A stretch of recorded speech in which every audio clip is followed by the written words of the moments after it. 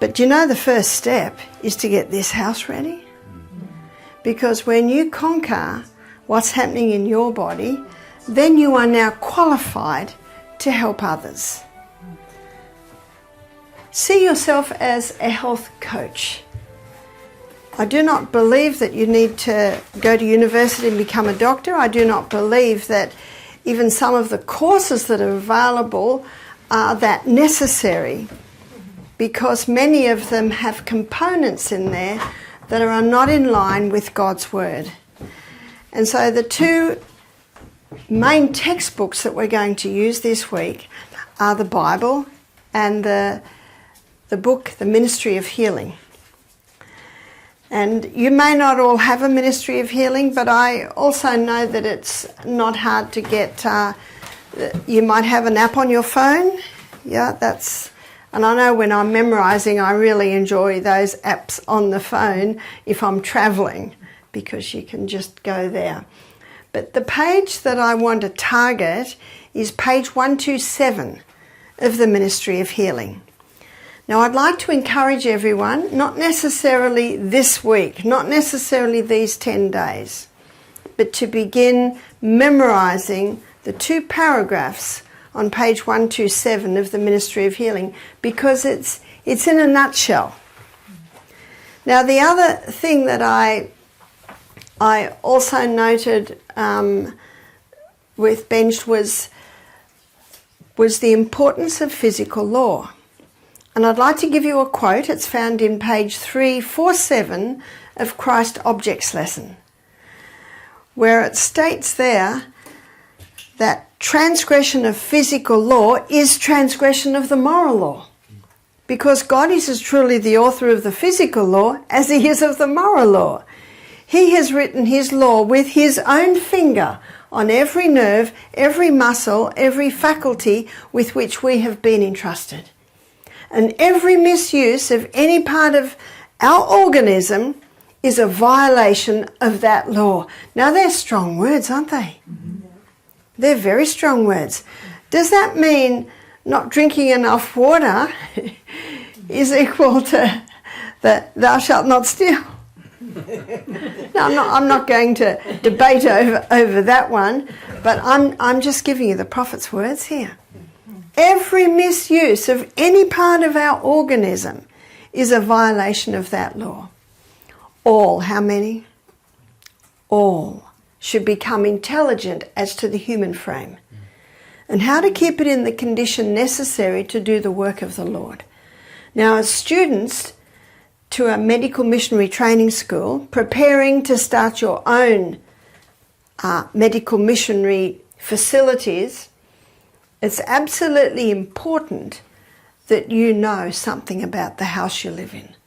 All should become intelligent as to the human frame, and how to keep it in the condition necessary to do the work of the Lord. And we're going to be going very deep in the anatomy and physiology, because what I want to make sure I give you this week, and if I don't, I want you to question me on it, is why. Why are these things so? Proverbs 26 verse 2 states that the curse causeless shall not come. Sir Isaac Newton, he became famous on that law. It was already written in the Bible though. To every action there is an equal and an opposite reaction. Things don't just happen. There is always a cause. And Galatians 6 verse 9 states, no, this is 6 verse 7. In Galatians 6 verse 7, the Bible says, "Be not deceived, God is not mocked. Whatsoever a man soweth, that he shall also reap." This is basically the law of cause and effect. Isn't that true? And to every problem that happens in the body, there is always a cause. But in medicine today, someone goes to the doctor, got some aches in their hands, has a few tests, and the doctor says, "Aha, we found out the cause of all your problems. You've got arthritis." Do you know that defies basic reason? That defies basic reason. What's the cause? And if you say to the doctor, have I? What's the cause? Yeah. He might say, it's possibly in the genes. Can't blame a germ for that one, can you? It might be some mutation of some gene. But what I'm going to show you this week is it's actually much simpler than that. And I want to prepare you for when you start your medical mission facility that you will have answers. Because the people don't have answers out there. There is so much confusion today. There's been more confusion in the last 2 years than ever has there been. Isn't that true? Yeah. So let's go to page 127 of the Ministry of Healing. It starts with the only hope of better things is the education of people in the right principles. The things I'm going to teach you here this week, you might not share that depth, and I don't usually share this depth with our health guests. But you need to know this depth to be able to skim on the surface. You see that? When you're going to skim on the surface, you need to know what's underneath, don't you? So that's where we're going to go quite a lot this week, is underneath. We're going to go underneath and we're going to have a look at why these things are so. Let the physicians teach the people that restorative power lies not in drugs, but in nature. And this next sentence you may know, but I'd like to challenge whether you really believe it. Disease is an effort of nature to free the system from conditions that arise because of a violation of the laws of health. Arthritis is an effort of nature to free the system from conditions that arise because of a violation of the laws of health. COVID is an effort of nature to free the system from conditions that arise because of a violation of the laws of health. Could it be that simple? It sounds simple, but as you'll see, it's a lot deeper than that. At our health retreat, we had a chemist working for us for a while. He used to tell people that he used to hurt people, now he helps them. And if anyone got sick, he'd say, "What law of health have you broken?" Because isn't disease an effort of nature to free the system from conditions that arise because of a violation of the laws of health? So I took him aside and I said, "Andrew, please don't." But he said, I said, "Wait, do you know that person might be keeping all the laws of health today, for the last year, but 10 years ago they weren't. 10 years ago they might have been drinking, smoking. 10 years ago they might have never drank or smoked, but they might never drank water. 10 years ago they might never have drunk alcohol or smoked cigarettes, and they might be drinking their waters, but they go to bed at midnight." So I said to him, "Please be cautious what you say." What's God's number one character trait? Mercy. Merciful, gracious, long-suffering, abundant in goodness and truth, keeping mercy for thousands. Do you ever wonder why he put mercy in twice? And as medical missionaries, we need to be merciful. The three things that we use, and we'll be using them a lot this week, when you're called to help someone, history. I go way back. I go way back. Did you have a happy, healthy childhood? Did you have any sickness as a child? Did you? I go back. Dig right back. In fact, we need to all be private investigators. You see that? And you know, those little tiny bits, they all come together to make us who we are today. We look at history, we look at symptoms. And sometimes we've had people come to our retreat with a pile of tests this big. And I just carefully put them aside. And you know what I say? I'm interested in you. I'm interested in your childhood. I'm interested in what happened back there. It's like the lady that said, I've had asthma since I was 5. So I immediately think, what happened at 5? It's not rocket science, is it? I said, did anything happen at 5? We moved into another house. Oh, and we children love this house because in the lounge room, little mushrooms grew on the carpet. It's not rocket science, is it? The adults were probably okay, but the little children... And you know what happens when they walk on that carpet and move those mushrooms? Guess what they're breathing in? They're breathing in the mold spores. And what does God say to do to a house that has mold in it? Destroyed. Absolutely. Now I've just touched on a couple of areas where we're going to go into in a lot more detail. So we look at history, we look at symptoms, and then we look at response.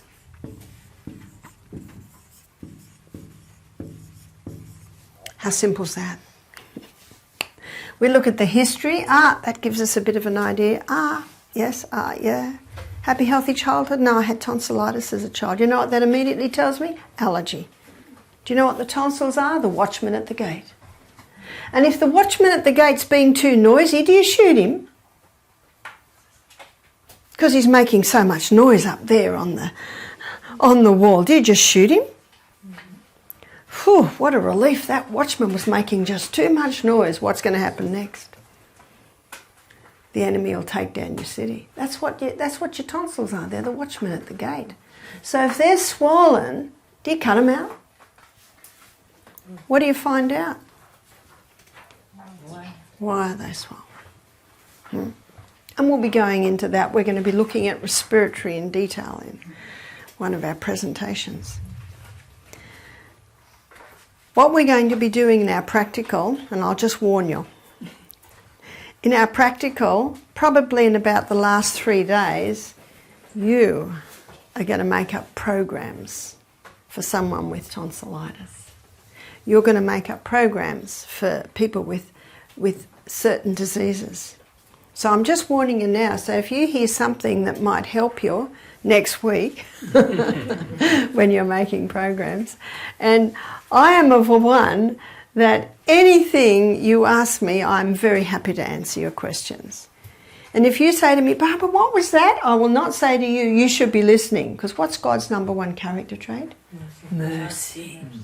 Mercy. I have mercy on you. I will be guilty of information overload this week. And I recognise that, and that's why I'm very happy to answer your questions as you go. And if you have a question, please ask, because the question you have, others may have. I raised 8 children. There's no such thing as a wrong question or a silly question. The only question my children couldn't ask is when I asked them to they make the bed, they couldn't say why. Got that? So there was a there were, you know, anyway, that is common sense. And you know, there's been a death and no one attended the funeral because no one knew he'd died. Do you know what it was? It was the death of common sense. Am I right? Yeah. Yeah. And it's common sense that helps with this. And when people come to me wanting help, I say to them, do you know, I think it's a lot simpler than that. And it usually is. Very, very simple. Now, we know he wrote the 10 Commandments with his finger, didn't he? Yeah. So isn't it interesting to use that terminology where she says, for he is as truly the author of the physical law as he is of the moral law, for he has written his law with his own finger on every nerve, every muscle, every faculty with which we have been entrusted, and every misuse of any part of our organism is a violation of that law. All should become intelligent as the human frame, and how to keep it in the condition necessary to do the work of the Lord. Doesn't God's work suffer because the saints are sick? The saints are sick. They're the ones that have been entrusted with this gift, and they're sick. And the poor pastors, they're just busy fixing the saints. What about out there? The relationship that exists between the physical organism and the spiritual life is one of the most important branches of education. All should become intelligent as to the human frame and how to keep it in the condition necessary to do the work of the Lord. Then the next sentence is the relationship that exists between the human organism and the spiritual life is one of the most important branches of education. So this takes us a step higher. It's not just looking after this physical organism to keep the physical organism working well, but it's affecting the mind. Now, we don't have to go very far into any of these discussions before we see there's an enemy that has sown seeds. Isn't that right? There's a great deceiver out there. Revelation 12, verse 9, that great dragon was cast out, that old serpent called the devil and Satan, which has deceived the whole world. Does that mean us? The whole world. And you will find this week, you will find deceptions, not only in our toothpaste and our conditioner, but what we wash our clothes with, the fabrics that we wear, the shoes that we wear, in every area. We know there's much deception in much larger areas. But all the things I just mentioned are affecting our health. Because our skin is millions of little pores, and everything that touches that skin must be pure. That's why God says, and we know this one very well, it's Romans 12, 1 and 2, and I'm sure you know it off by heart. I beseech you therefore, brethren, by the mercies of God. How? By his mercies, that you present your bodies living sacrifices, holy, acceptable to God. Holy, acceptable to God. God is holy. Be not conformed to this world, but be transformed by the renewing of your mind. Now that gets us back to give your mind to God and allow him to teach you, because he's the greatest teacher this world has ever known. And the verse I used to quote all the time when I first started this work was Psalm 32 verse 8, where God says, I will instruct thee and teach thee in the way that thou shalt go. I will guide thee with mine eye. So when every day at your health retreat, that's what you start with. Every guest, you say, Father in heaven, you know this person personally. You know how many hairs are on their head. And you know what he said to you? I will instruct thee, and I will teach thee in the way that thou shalt go. I had a lady on the phone one day, and she had a health problem, and we went through everything, went through the laws of health. I could not fault it. And then God impressed me, teeth. Ask her about her teeth. And I said, have you had any trouble with your teeth? Oh, she said, I've got a tooth that's paining me. It's bad, and I can taste the bad coming out of the teeth. Can you see the areas sometimes we need to go? That's why we need the great God of heaven. I said, you've got to go and have that tooth out immediately. I was with my husband and his father when he was still alive, and he took us out for dinner one night at his favourite place, and it was in Maitland, this little town in Australia. And in the foyer of this facility, there were all these photographs of this boxer. I think his name was Darcy or something, and it was about the 40s. And he was famous. He'd won world titles. And of course, he was the golden boy from that town, because he was from that town. And I only saw photos of him young, so I'm intrigued. I'm reading. He died at 34. Overseas, why did he die? A tooth. A bad tooth. Hey, a bad tooth. So if you go to a doctor and you've got pains in your hands, he says it's arthritis, and you'll say, oh, I've got a tooth, look, go to your dentist. Is that right? But as medical missionaries, do you know what we do? We do the whole lot. Isn't that right? We do the whole picture. So something I always ask is, do you have any pain? And you see, that would cover the teeth. We also look at teeth because mercury fillings, they're neurotoxins. Oh, that great deceiver. At it again. Mercury fillings, mercury's a neurotoxin. Root canal fillings. Did you know that root canals are a dead tooth?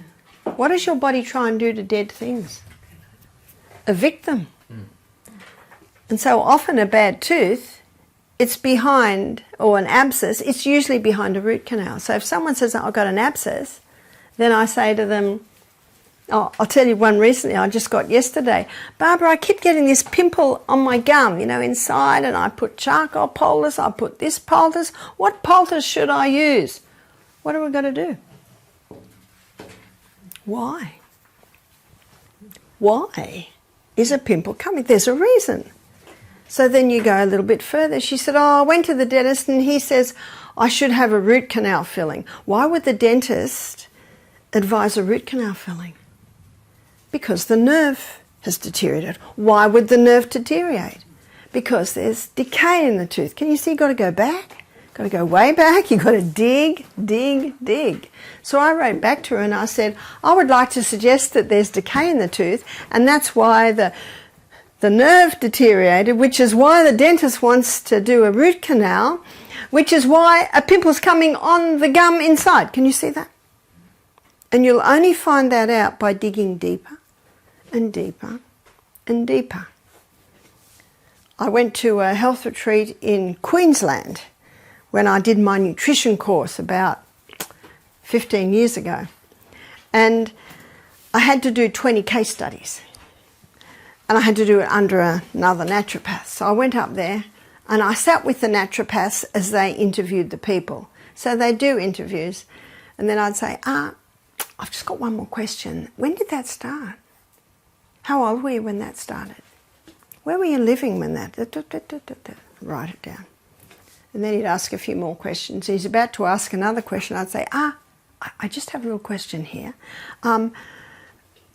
Had you had a fall? Why was the knee sore then? See what I'm doing? Digging, digging, digging. Now, a few months later, we had a lady book into our health retreat. And Michael said, what's your reason for booking in? She said, well, I was at the other retreat and I was really impressed with the questions Barbara answered. You see that? With the questions, because you're digging. You want to find out why. Because the curse causeless shall not come.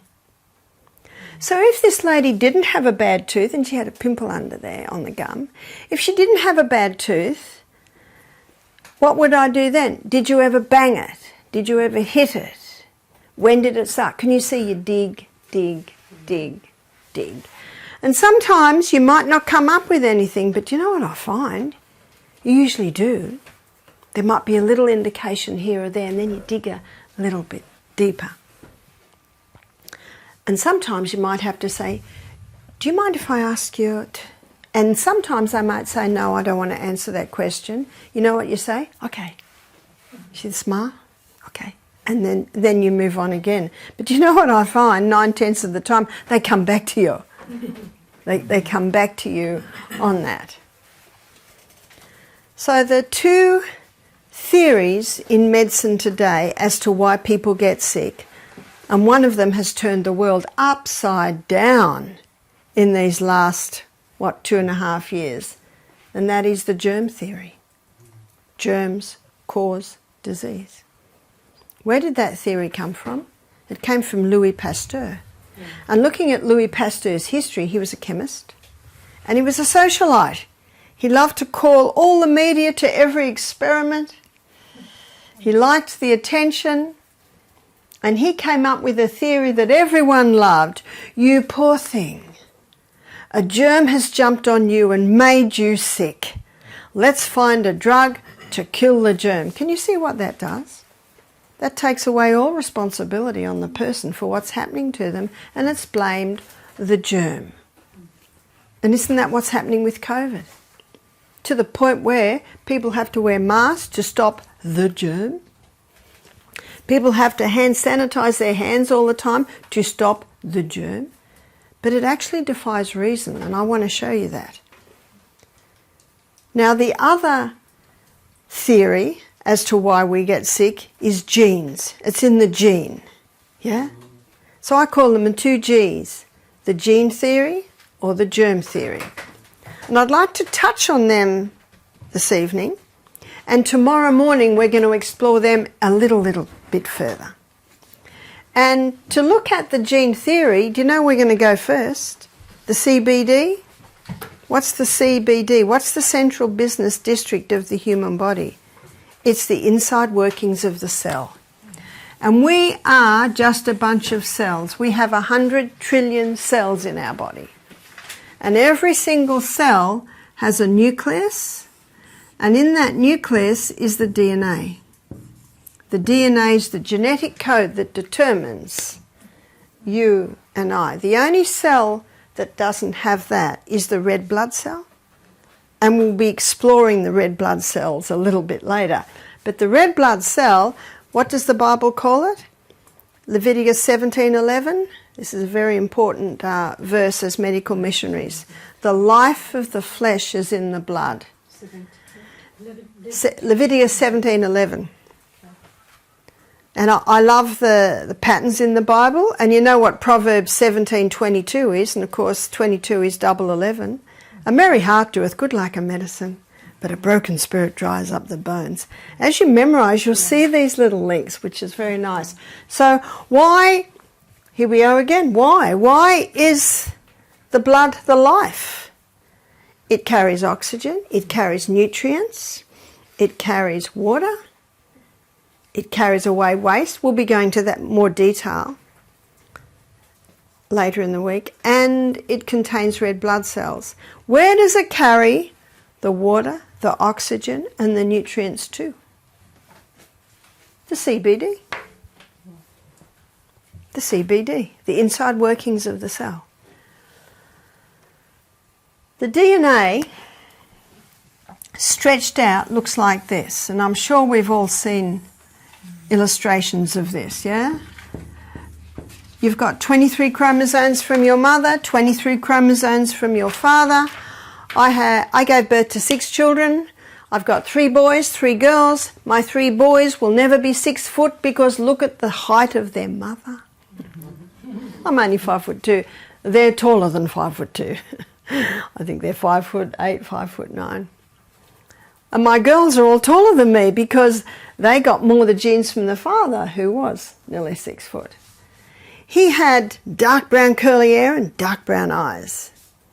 I've got 5 blue-eyed children and 1 brown-eyed child and 1 dark brown hair child.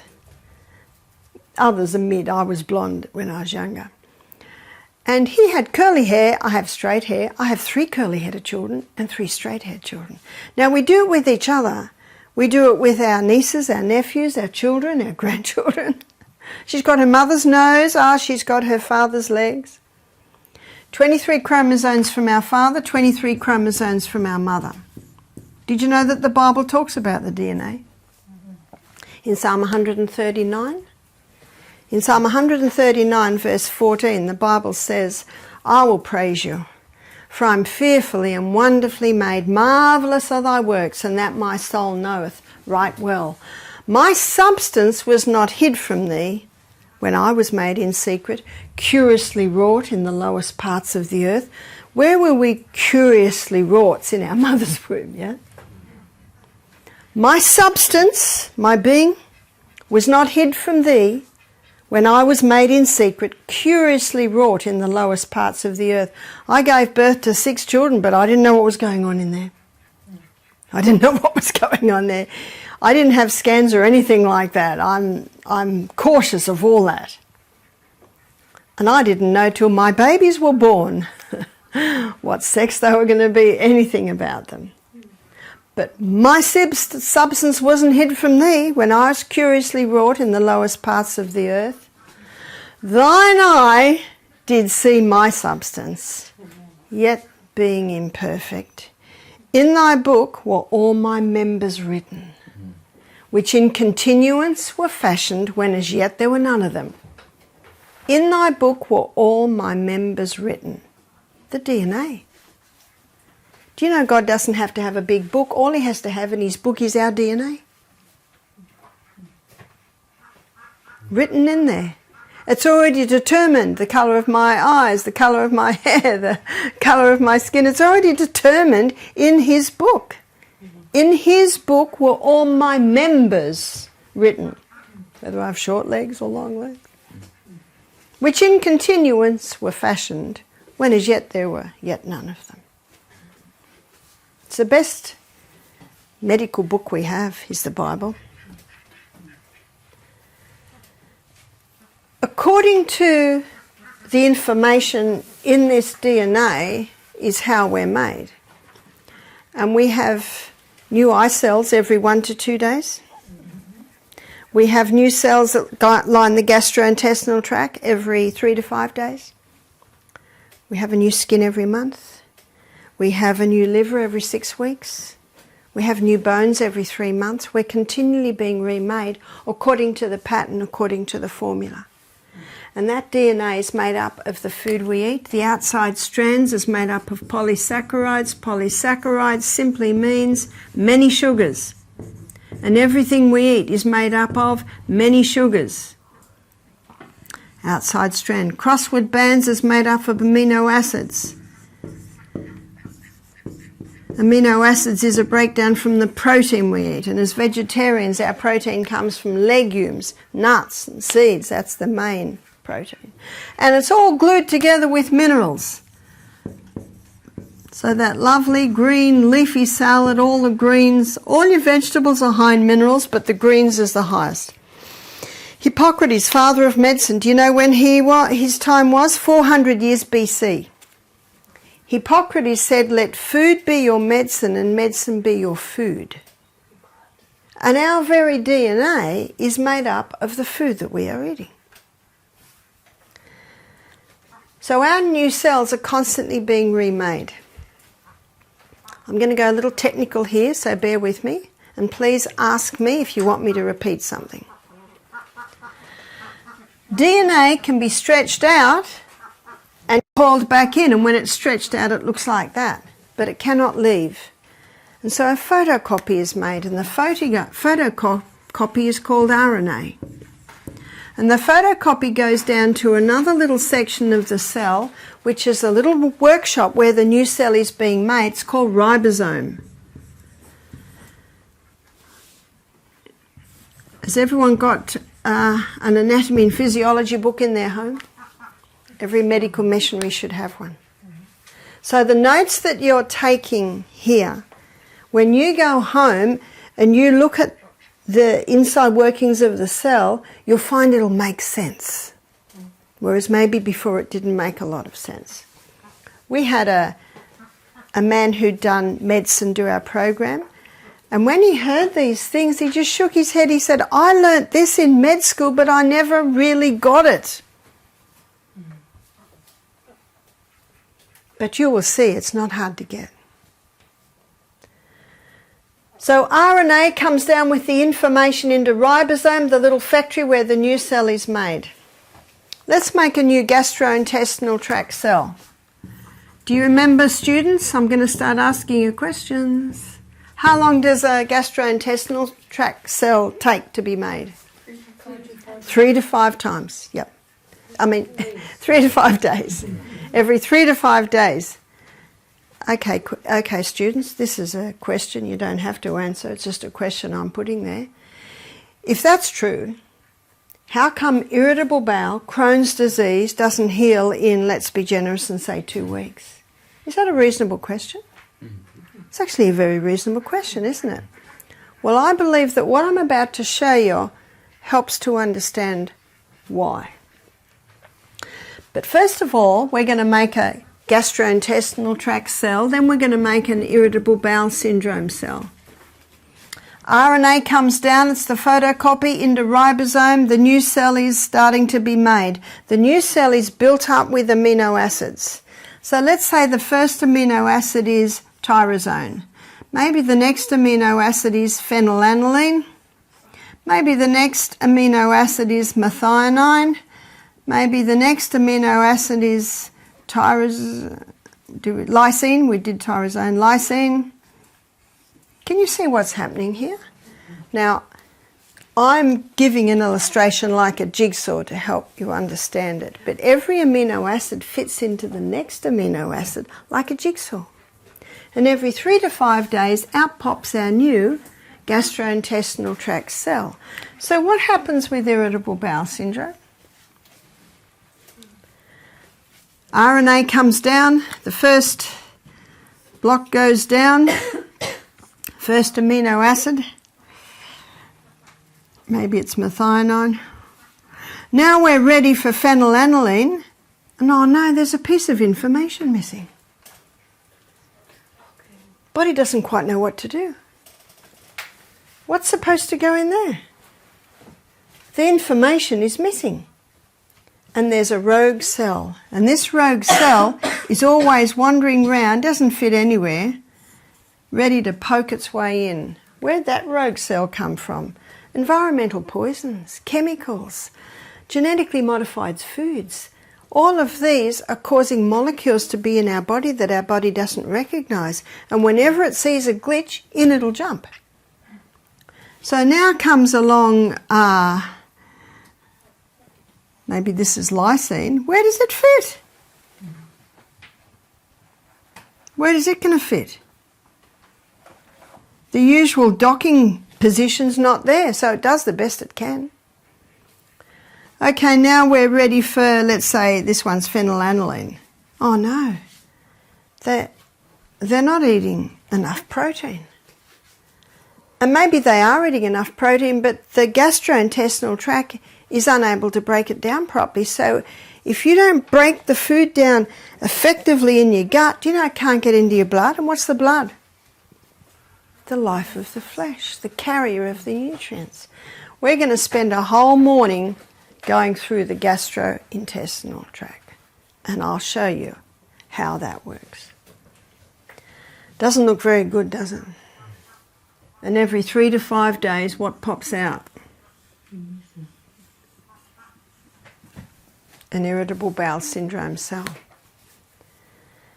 Now, we touched on a whole lot of things that might be the causes there, and we'll look at that in more detail when we study the gut. But what I want to quickly touch on now is why is there damage? What causes damage? 92% of DNA damage is caused by a mineral deficiency. So how could we be mineral deficient? People are eating a lot more greens today. 20 years ago, we didn't even know what kale or rocket was. There's a whole lot of greens that we're eating today, much more greens. It is true that if someone just lives on fast food, they're not getting the vegetables or the greens, which is where you get most of your minerals, so they will be deficient. But there's a lot of people eating fruits and vegetables every day and they're mineral deficient. Why? Because the soil's deficient. Yeah. And if the soil's deficient, the plant will be deficient. And if the plant's deficient, the person that eats that plant will be deficient. That's why it's important to feed your soil.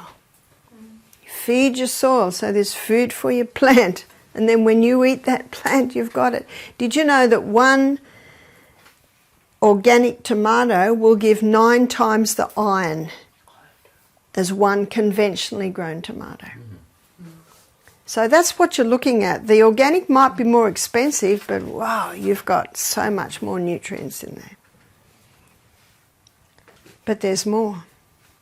It's not only that the soil's deficient, so the plant's deficient, so the people that are eating the plants are deficient.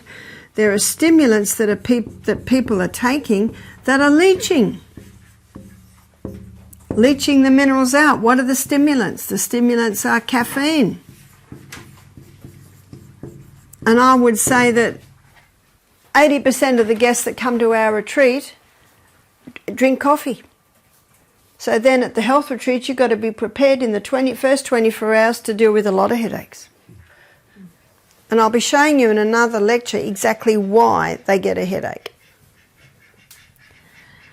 Caffeine not only leaches minerals, especially your calcium and your magnesium.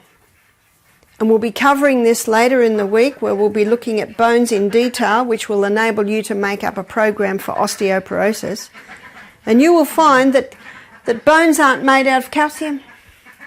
This is another myth. It's another deception. It's made of 12 main minerals and 64 trace. So the worst thing you can do for bones is take a calcium supplement. Can you see this information is vital for you to know, to be able to give your guess.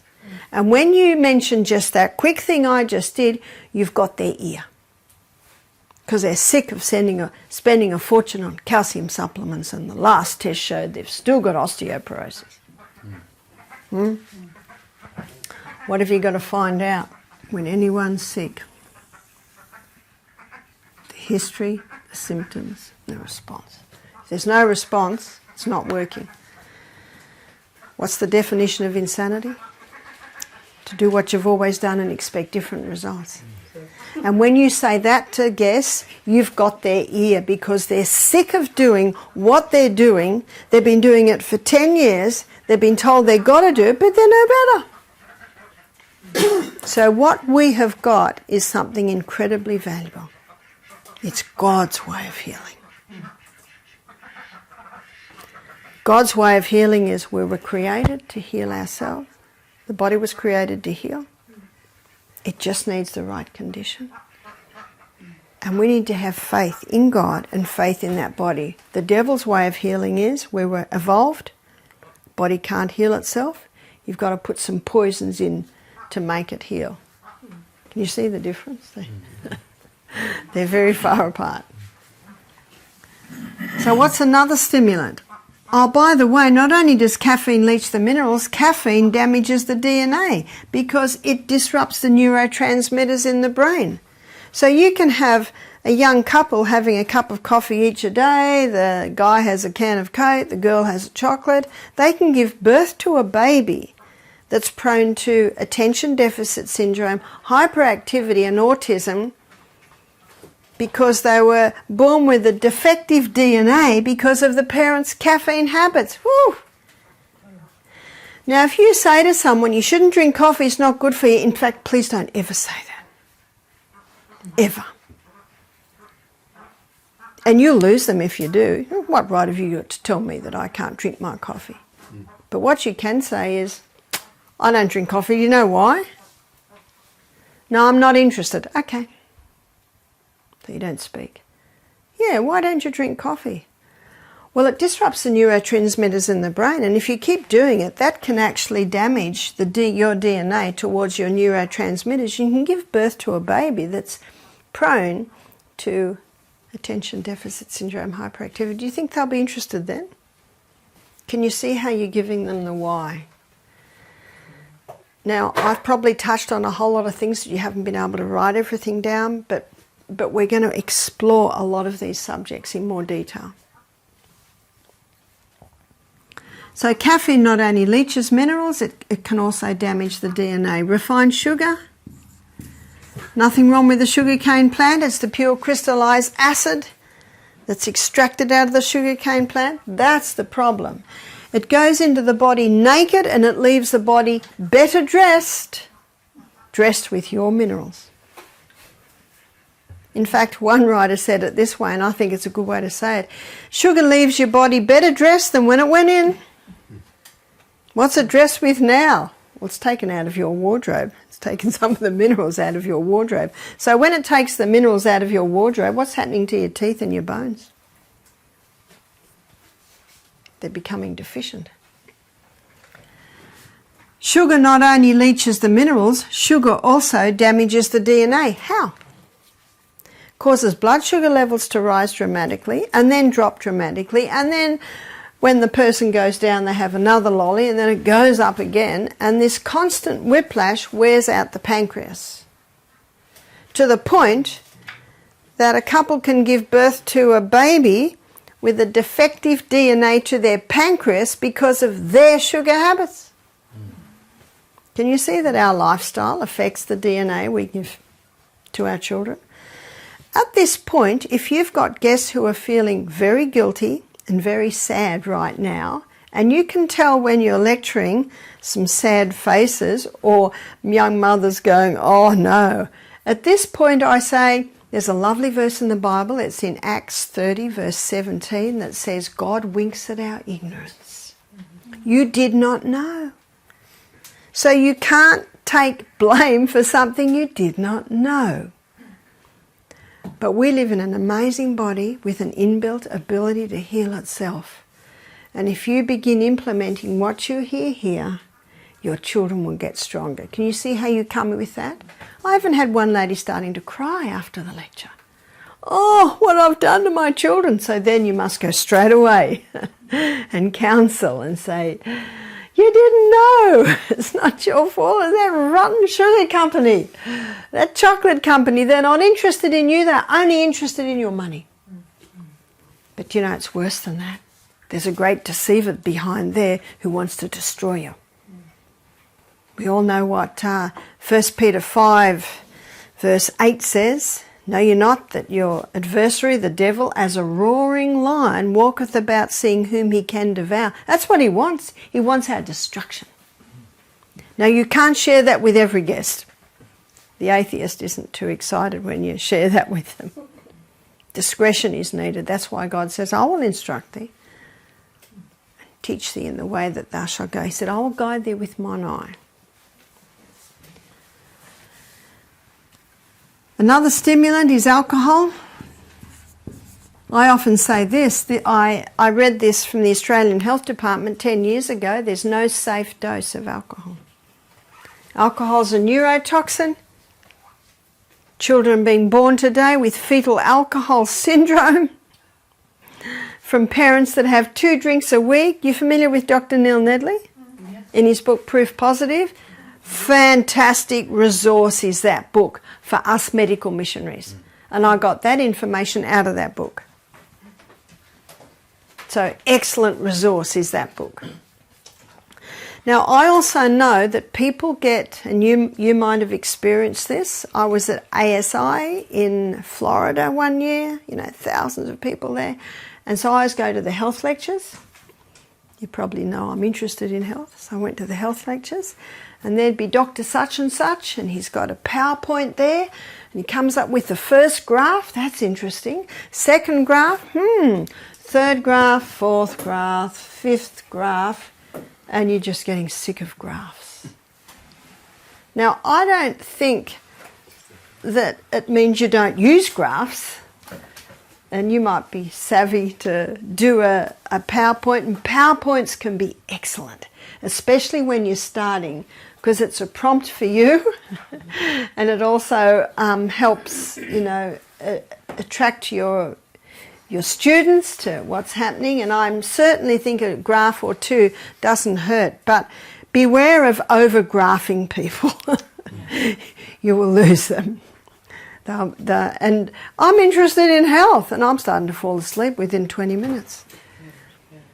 And I had a young woman come to me at ASI and she said, Barbara, I want to tell you something. She said, I used to do the PowerPoints and all the graphs, and I did notice people started falling asleep. So she said, now I use the whiteboard. She said, I use the whiteboard now. Because you can see what you can do from a whiteboard. You lead the people on. The people are interested. What's coming next? What's coming next? But it doesn't mean you don't have PowerPoint. You know, you can get some very nice PowerPoints. Alcohol leaches the minerals. Alcohol damages the DNA. There is no doubt about that. Tobacco. Children are being born today with more alveoli damaged. And the honeycomb shape around the alveoli has holes in it. And overall, less alveoli. Alveoli, those little, and I'll be drawing them a little bit more detail, especially when we go into the respiratory. You've got, I think it's 300 million alveoli in your lungs, and that's where the gas exchange takes place. So children born to smoking parents, that's happening. One girl said to me, Barbara, I stopped smoking when I fell pregnant. And I said, well done. But unfortunately, there's already been some damage done. You see, it's the DNA that comes through. But you have to congratulate her for not doing it through pregnancy. Because did you know that every cigarette smoked, at that split second, that baby's deprived of oxygen? That's why they often find that babies born to smoking mothers, they're not as big. So these are the stimulants that leach the minerals out and also damage the DNA. We're looking at what causes damage to the DNA. Genetically modified foods. Unfortunately, I know in Australia and America, Monsanto is so big he wins every court case where we're trying to get GMA put on the package. Have you noticed it's not there? Because they win every court case. So how do you know if something's genetically modified? Organic. Because an organic farmer loses his organic status if he uses genetically modified foods. So grow as much as you can. We always get non-hybrid seed. I'm the gardener at Misty Mountain Health Retreat, and before I left I was busily getting that garden ready for going away, and the winter's coming so the weeds don't grow as much. We don't get snow but we get frost. And I don't know if you're familiar with Mizuma. Mizuma is a Japanese green, and it's purple and it's sort of feathery and it's got a tiny bite to it. It's just lovely through your salad. I don't know, Casper, if we had it when you were there, but we've always seemed to have Mizuma in the garden. Because my son, when he was gardener about 5 years ago, he planted a whole bed of it. In fact, we were selling as much as we could buy of other foods. Isn't it great when you can do that? Well, the Mizuma must have gone to seed last year, because we dug over about 4 big beds, and must have been 3 or 4 days later, it's just a carpet of Mizuma.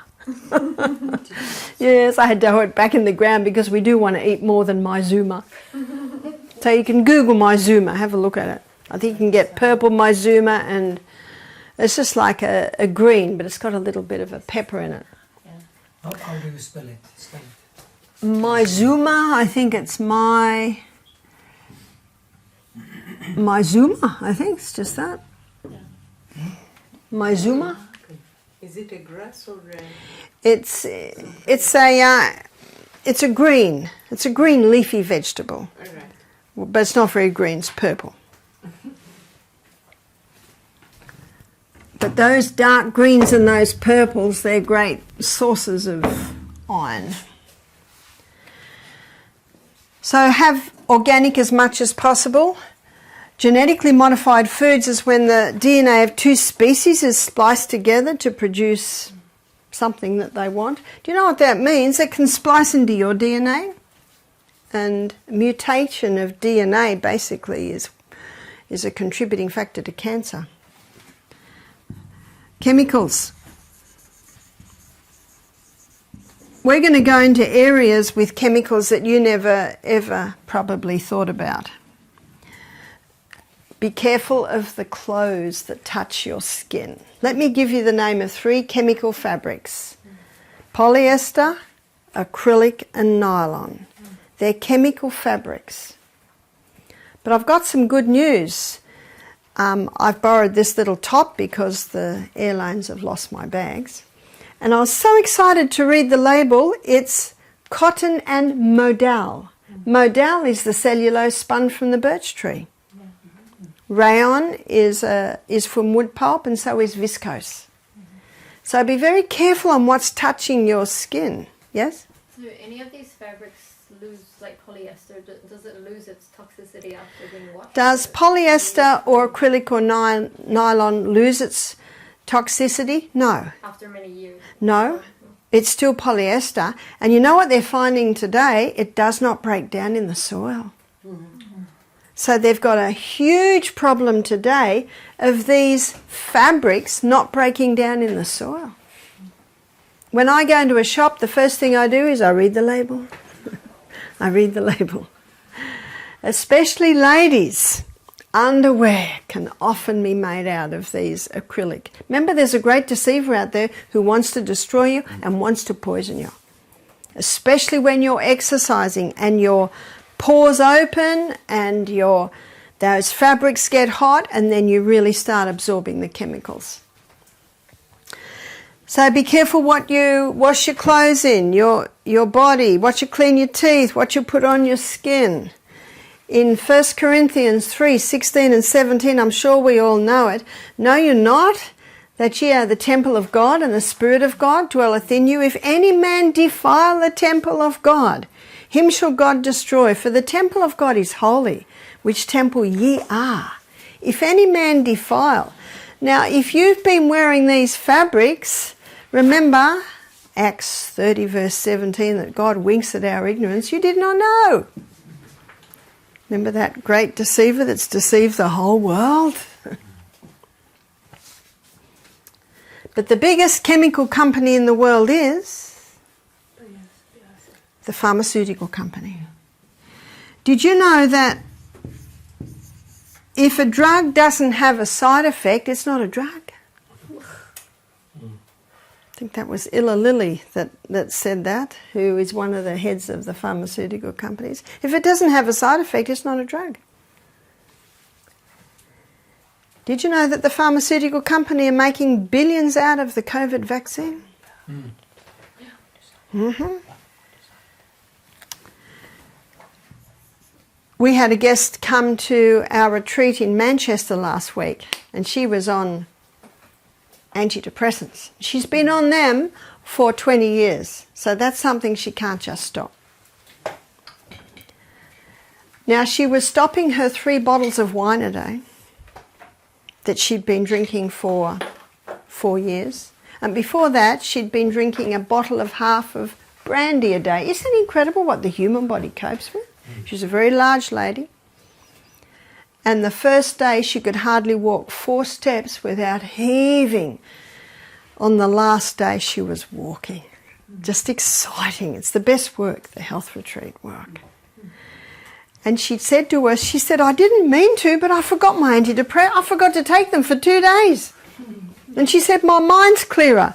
But she said, I know you can't just stop them, so I took it on the 3rd day. And then she said, I forgot for the next 2 days, so I took it on the 3rd day.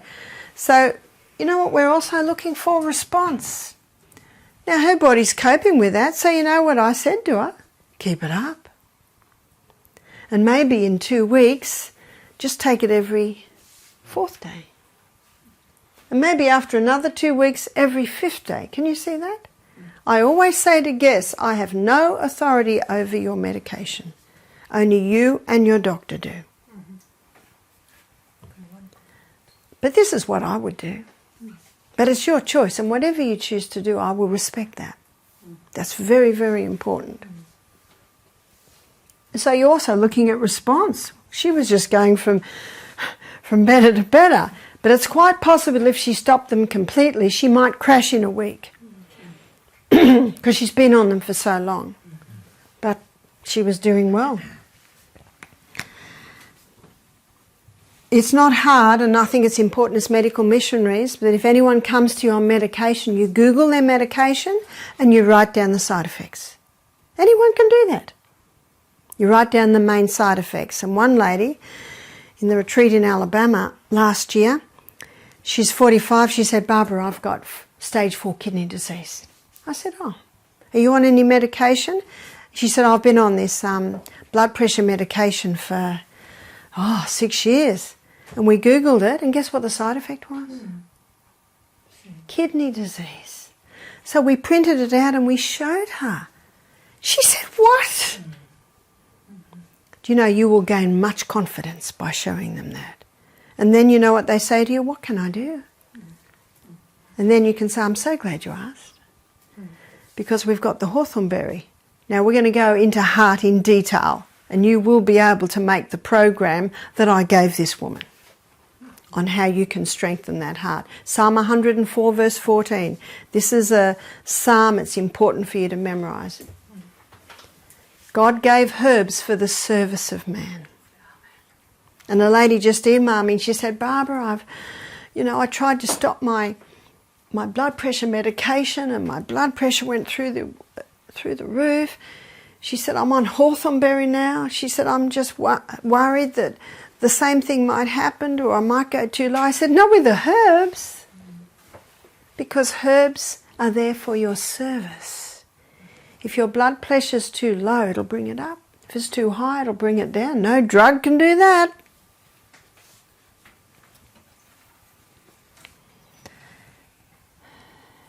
Monosodium glutamate is a toxic poison. Monosodium glutamate, it's like a flavour enhancer. In fact, this is one name they give it now, natural flavour enhancer. That almost sounds healthy, doesn't it?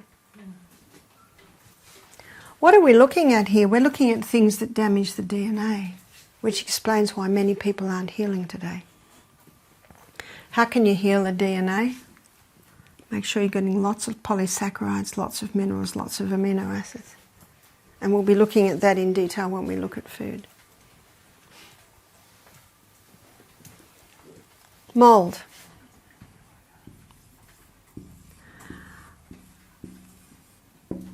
Mould can splice into the DNA of trees, reproduce itself. Can it do that to humans? I'm just going to very lightly touch on a principle now, which I'm going to explore in great detail tomorrow morning, because I think you've done very well to be awake for so long. And this is a very important principle, and this principle blows COVID making us sick. It just blows that theory right out. Microorganism. Mould is a microorganism, and there are many different microorganisms. Microorganisms are everywhere. There's microorganisms in the air, everywhere. We're breathing them in and out constantly. And there are 10 times more microorganisms in the body than cells. How many cells in the body?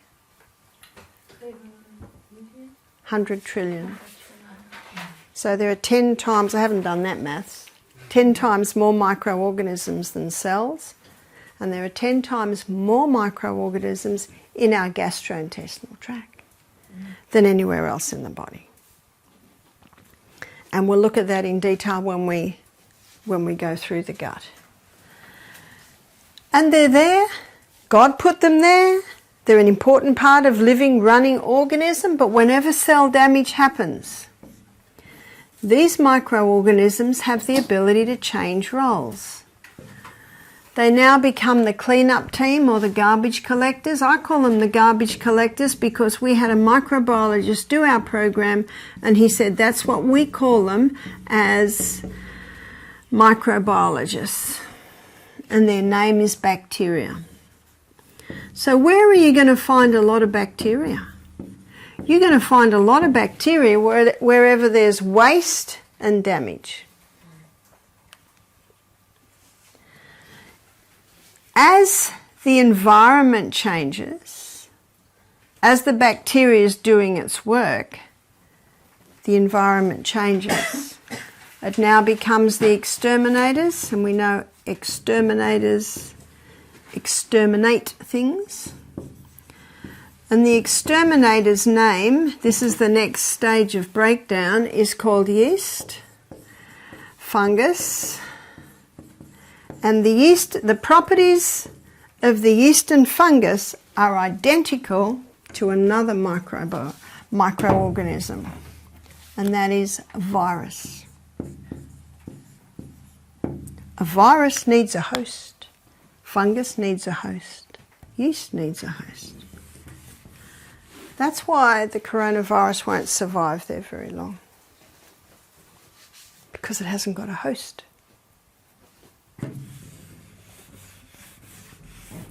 The coronavirus is 1 micron. The holes in the masks are 5 microns. See, that's a good bit of information to have for people. In other words, the masks are totally useless.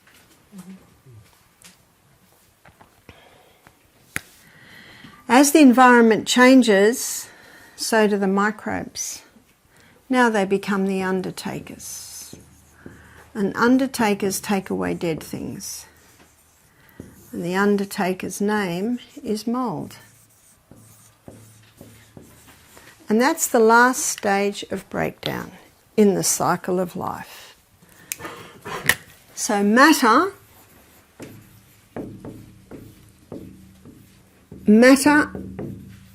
is brought back to dust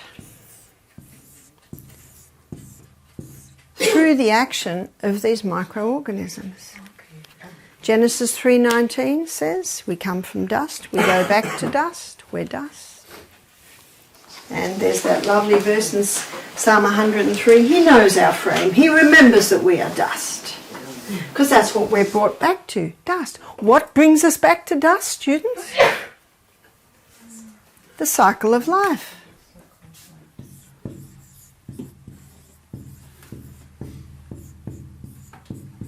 The cycle of life. And a basic law of science states, this is important to get this one, nothing's created, nothing's destroyed. It just changes form. It just changes form.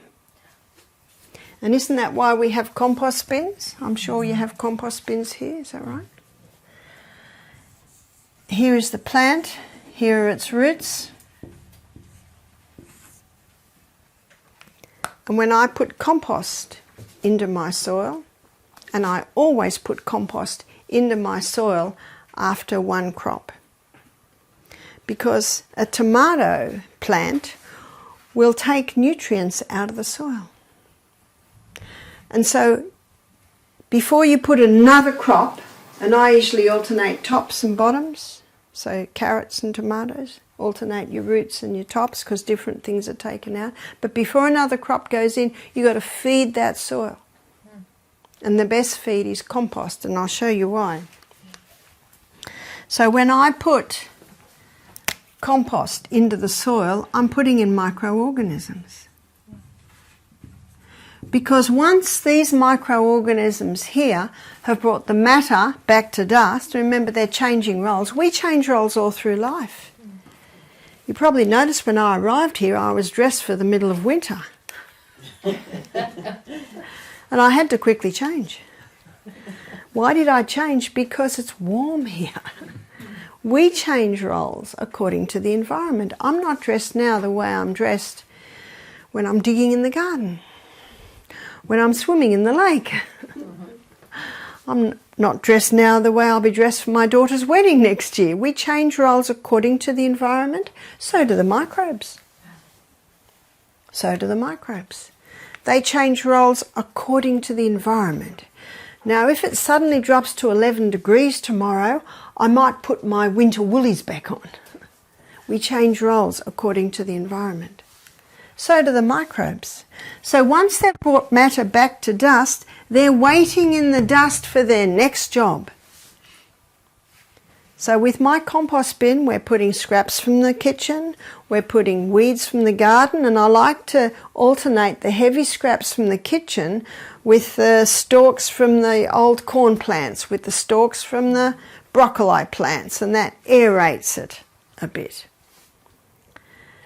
And maybe the farmer down the road who doesn't give any chemicals to his cows will collect cow manure and put some of that in the compost. And these microorganisms are going to bring everything back to dust.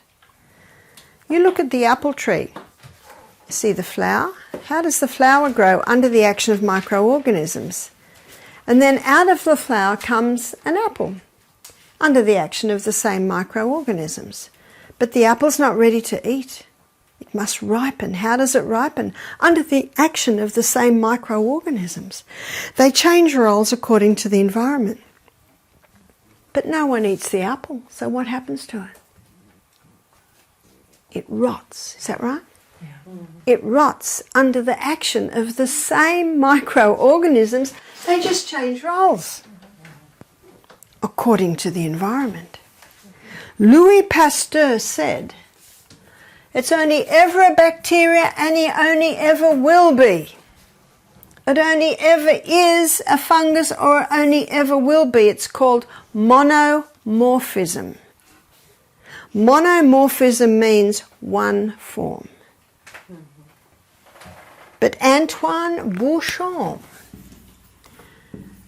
6 times professor, a contemporary at the time of Louis Pasteur,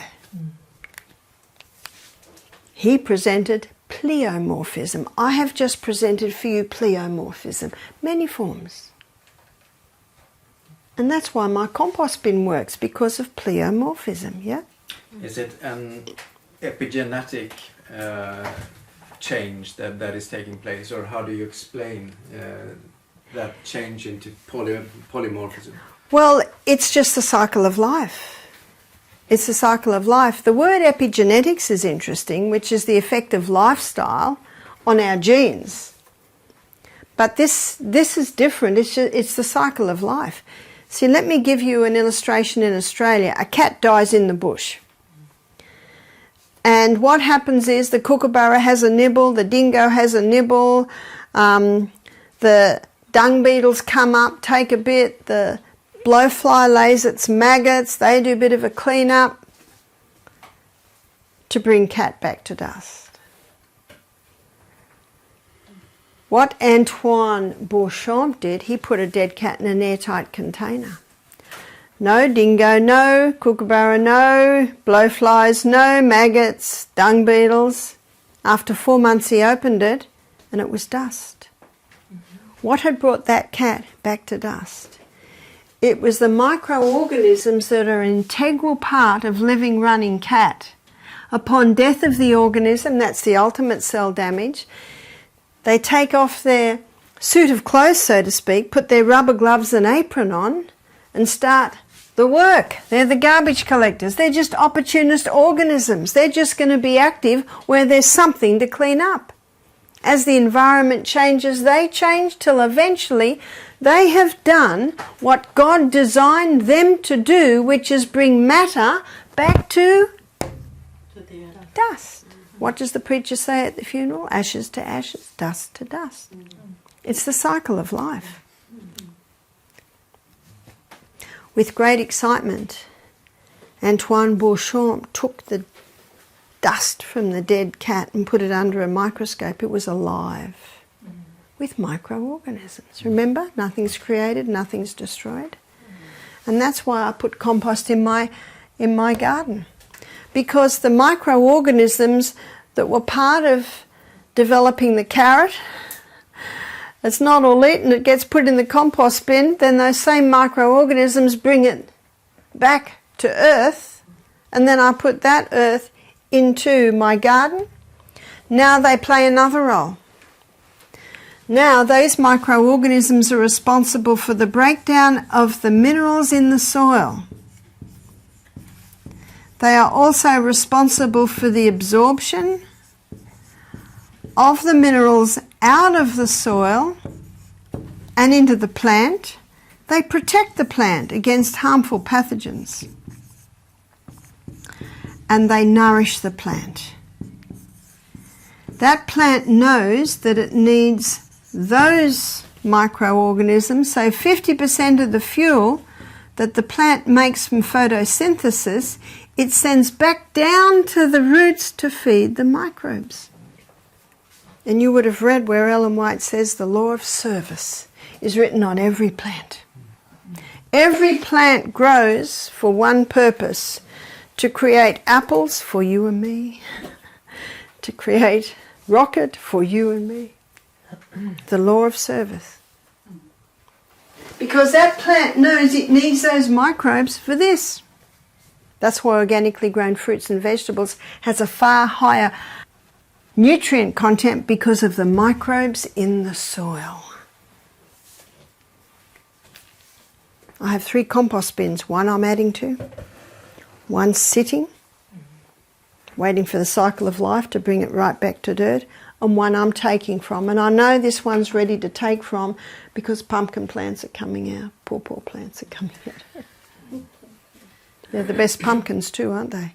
So what I did last year, I just kept throwing the pumpkin vine over the back of the compost bin and let it run all the way down the back. Oh, when I was picking pumpkins, Jap pumpkins this big from that pumpkin plant, they said, "We dig it out." I said, "Just wait. The frosts aren't here yet. This pumpkin, let it get a little bit bigger." And it was being well fed because its roots were in the compost. And why is the compost so rich? Because of these microorganisms. Now the last thing I'm going to show you, and I'm going to touch on this again tomorrow, because for most people this is very new. I trained as a psychiatric nurse. Germs cause disease. That's what we were taught. And if anyone was sick, we've got to give them a drug to heal them. And they've got an infection, they must have an antibiotic. No. Why? Why is it there? They're only going to hang around where they're getting well fed. So if you give a body an environment that is strong, clean, healthy, well nourished, there's nothing for these guys to do. Now I'm going to take this one more place before we finish tonight.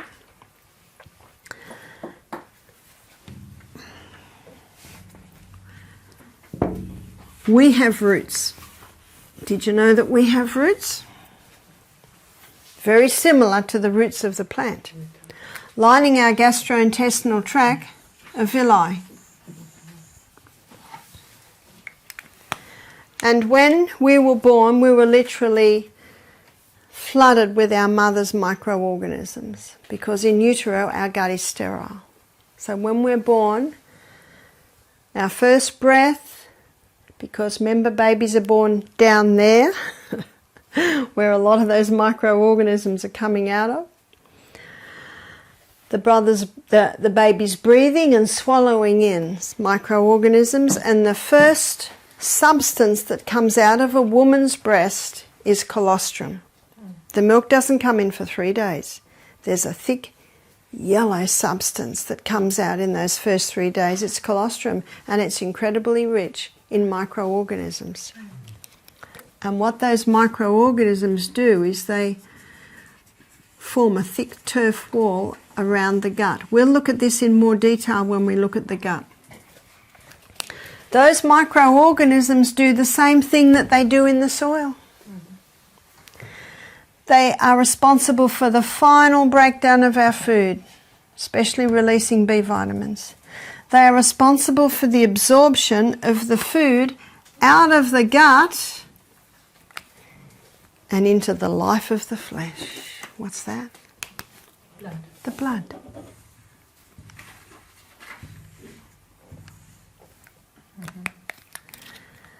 So not only are they responsible for the final breakdown, but they also are responsible for getting the food out of the gut and into the blood. These microorganisms protect the blood against any harmful pathogens that might be in the gut. These microorganisms nourish the cells that line the gastrointestinal tract. What an amazing process. You're starting to see that they're not our enemy. This isn't our enemy. This isn't our enemy. This isn't our enemy. Neither this nor this. If they're out of control, we've got to put the detective hat on and find out why. If your garbage bin is smelling, you don't put a white cloth over it, a vase of flowers, and spray sweet-smelling perfumes around it, do you?